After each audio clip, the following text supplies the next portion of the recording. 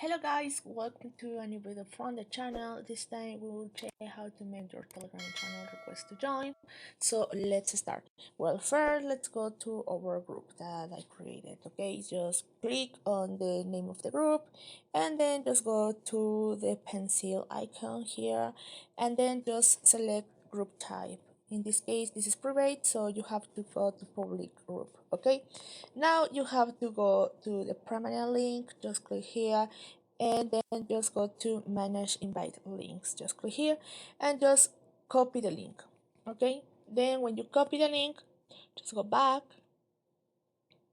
Okay, here let's press OK.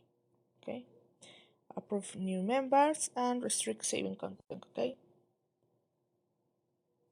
now it's okay. Now let's go back and then you can share the link with other people. For example, if you want to share with a people here, you can, for example, double click here and just down here and just paste the link here and just send it, and you can see that it says to join to our Telegram group.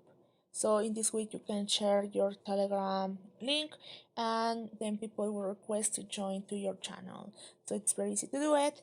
I hope this works for you. Thank you for watching this video. Remember to subscribe and give like to this video.